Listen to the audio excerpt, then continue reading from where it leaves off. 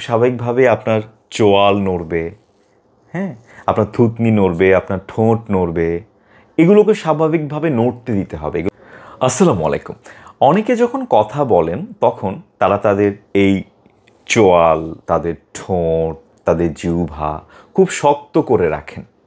এটা কখনোই করবেন না।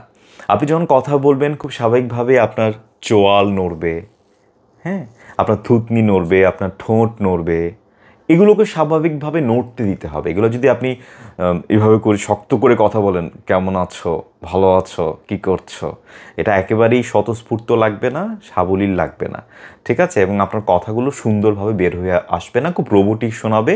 মানুষ মনে করবে আপনি খুব চিবিয়ে চিবিয়ে কথা বলছেন। না, আপনি যখন কথা বলবেন অবশ্যই আপনার এই যে চোয়াল, এই যে ঠোঁট, এগুলো কিন্তু বাকযন্ত্রের খুবই গুরুত্বপূর্ণ অঙ্গ। এগুলোর কিন্তু ব্যায়ামও রয়েছে, জিভ, এগুলো কিন্তু আপনি স্বাভাবিকভাবে নড়তে দিবেন, ঠিক আছে? স্বাভাবিকভাবে আপনি নড়তে দেবেন এবং স্বাভাবিকভাবে নড়তে দিলেই কিন্তু আপনার উচ্চারণগুলো একেবারে ভেতর থেকে সুন্দরভাবে কিন্তু বের হয়ে আসবে। আপনার বাতাসটা বের হয়ে আসবে। বাতাস বের হয়ে আসা খুব গুরুত্বপূর্ণ। ঠিক আছে? ফুসফুস থেকে যে বাতাসটা বের হয়ে আসে, এটা যদি আপনি বের না করে একেবারে শক্ত হয়ে থাকেন, তাহলে কিন্তু আপনার কথাগুলো সুন্দর শোনাবে না। তাই অবশ্যই এখন থেকে যখন কথা বলবেন, আপনার সবগুলো চোয়াল, আপনার ঠোঁট খুব স্বাভাবিক নমনীয় রাখবেন, ফ্লেক্সিবল রাখবেন।